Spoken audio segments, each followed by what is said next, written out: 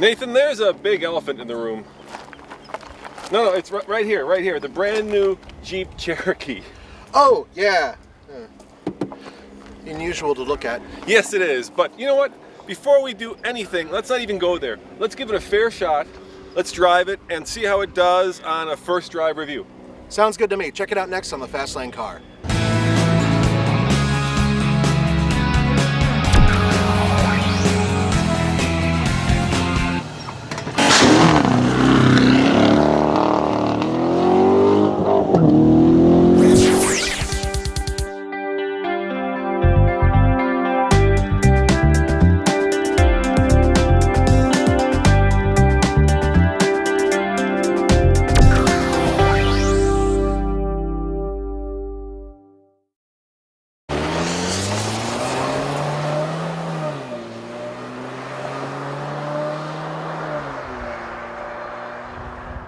This obviously is not aimed at the Jeep loyalist, right? This is aimed at the people who would cross-shop it with a RAV4, a CRV, a Ford Escape.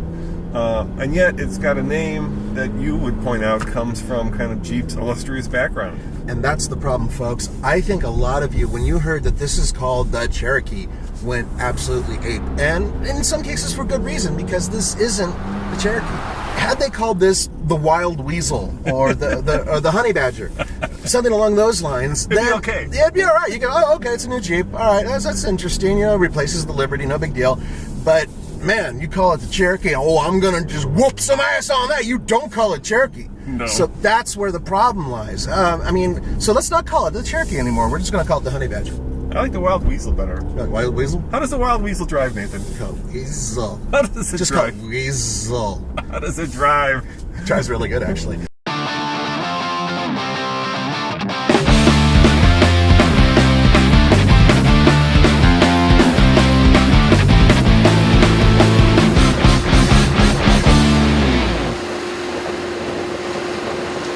The platform is based on the Dodge, no, I was going to say Neon, and I'm not going to say Neon. It's based on the Dodge Dart. I almost said Neon. But I like the Dart. I like the way it drives. This one drives similar to it, but it's a little bit more upright.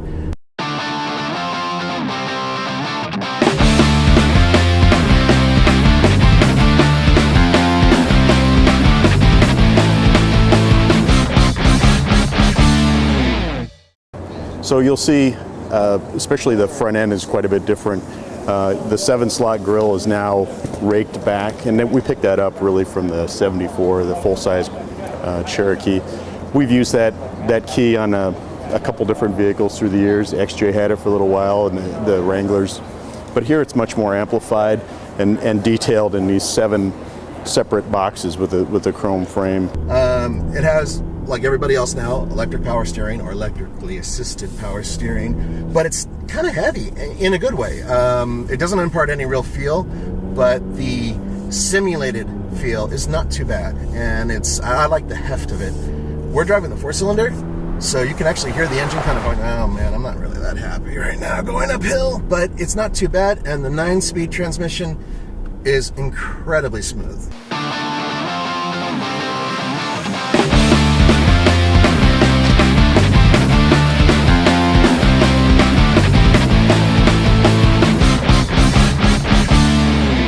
So it's the first deployment of the 9-speed. As I said, not only does it help with the fuel economy, but it's also great for driving dynamics as well. So we're very pleased about that.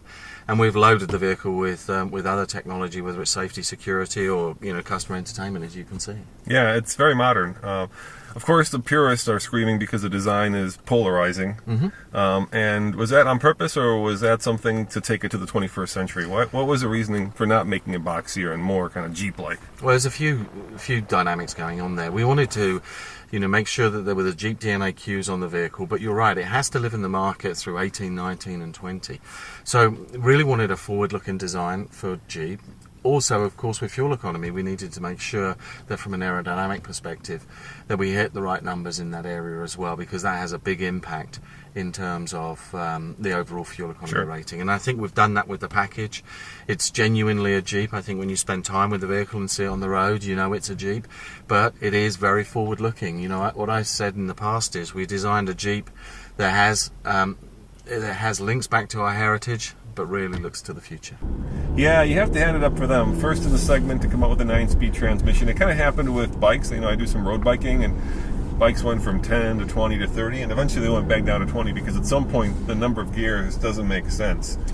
That's correct. But in this particular case, you can get up to 31 miles per gallon highway with this transmission, which is the standard transmission. Now, personally speaking, I don't see any reason for buying any of the lower models. The Trailhawk is the one we're dying to drive because that one is really built for off-road, according to all the guys at Jeep. Yeah, and you put your finger on it. It's all about fuel economy because the cars that this competes with are very fuel efficient. And so what they had to do was they had to come up with a car that was fuel efficient and yet maintain that Jeep legacy of being off-road worthy. And they've done that by basically creating a special version of this car, right? The Trailhawk, which is the one that we're going to test off-road because that's the one that they say has done the Rubicon Trail. That's the one that's lifted by an inch. That's the one that's got the better breakover angles. This is basically a world mid-segment all-wheel drive vehicle that they built to compete with the most popular cars in the segment. A lot of people ask me about the lights. Why are the lights like this? What we've done is the headlight is actually down here. It's a projector headlight, and then the daytime running light. It's an LED light. It's up here. It's on all the time when the vehicle's running. That does a couple things. It sets up the signature of the vehicle, but if you look at it closely, there's really not a corner. It's very swept back, and it helped us with aerodynamics. And this vehicle is sold worldwide. Pedestrian protection is an important part, and that helped us through that. Yeah, it was a difficult task because on one hand the market is with fuel economy and on-road performance, and yet you've got that traditionalist loyalty base of off-road performance. So you had a very difficult task in making an off-road vehicle that is also fuel efficient, which is hard. It's very hard, and in the past, you know, that's where customers would have to compromise. They'd either have to go for that capability, and obviously they would pick up a penalty in terms of the ride and handling or fuel economy. But I think that's one of the great things about the way that technology has developed in recent years, because you can take a platform that has great on-road driving dynamics, and with some significant intervention from the engineers, you can absolutely make sure that it's incredibly capable, and that's what we did. Our Trailhawk package, for example, has styling changes very deliberately to help approach angles, departure angles, so that we can truly trail rate it. Yet it still gets great fuel economy because it's mated to the 9-speed automatic transmission, very fuel efficient engines, and of course we have axle disconnect technology. With that said, this does have a selectable all-wheel drive system instead of just simply having it. This one can go from auto to snow to sport to sand and mud. So it's a little knob right here by your right knee. That's cool. I like being able to select things like that. Yeah, the interior is very nice. Yeah, it's very tidy, I would say. Let me show you guys. It's a tidy interior. There's this massive screen, which I like. Yeah, that's huge. And there's a lot of technology stuffed into this particular version, which is the limited, the top of the line in this configuration. So look at all these controls, Nathan. We have lane departure warning. We have collision avoidance. We have kind of a self-parking feature. Look at all those buttons on the steering wheel. There's a lot going on in there. Oh, let me grab that and let me show you one more thing, folks. Look at that IP.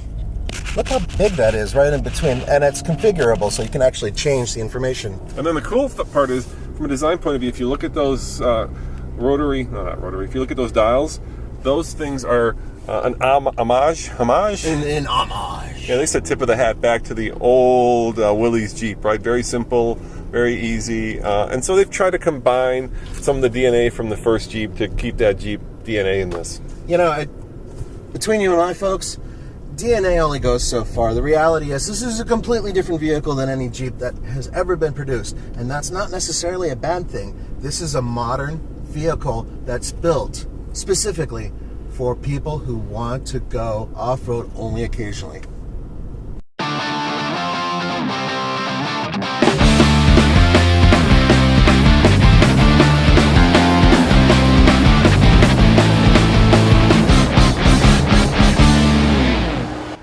under the hood, you have two engine choices. There's this one, which is the 3.2 liter Pentastar, which puts out, well, let me go to my cheat sheet, 271 horsepower and 239 pound-feet of torque. And this, of course, is a V6. There's also a multi-air 4-cylinder that Nathan and I drove. So let's go to the video and we'll tell you about that.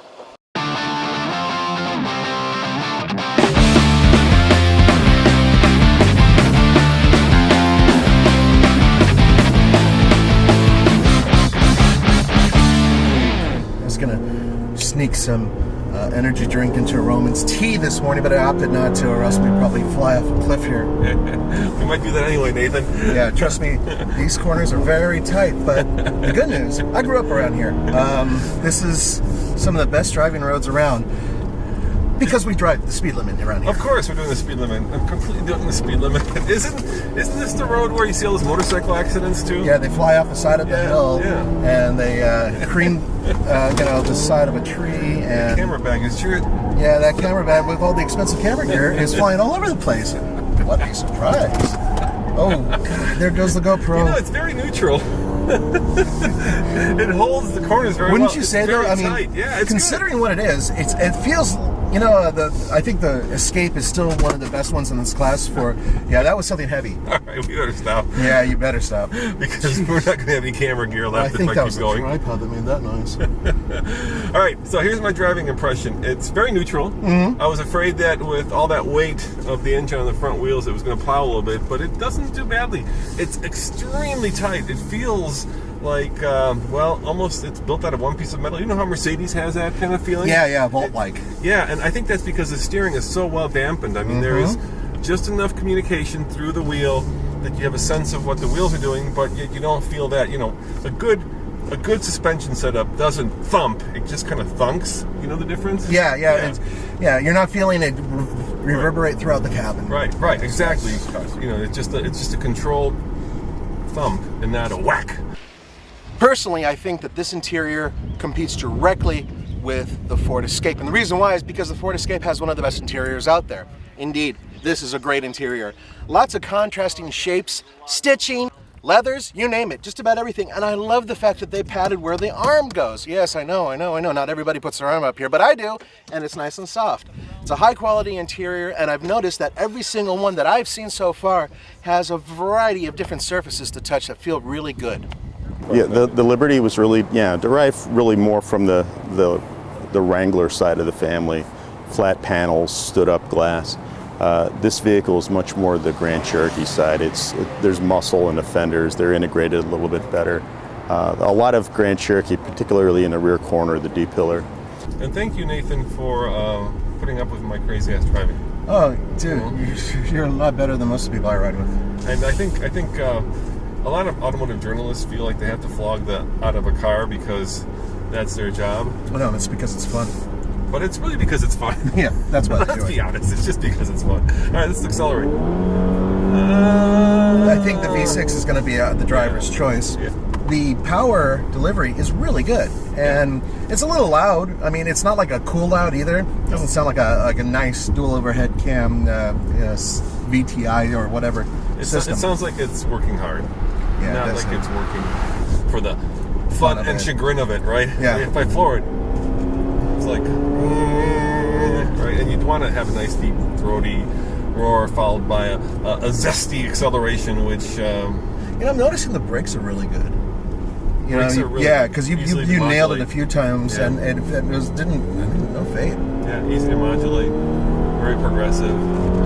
4-wheel discs, folks. And what's interesting is that instead of having the transfer case and everything else right here, it's actually all located in the back. So if you have the all-wheel drive or 4-wheel drive system in the Cherokee, it's there, back there. Going a little too fast there. Go a little, just a bit. Just a bit. And I wasn't even going that fast. No, you weren't. Yeah.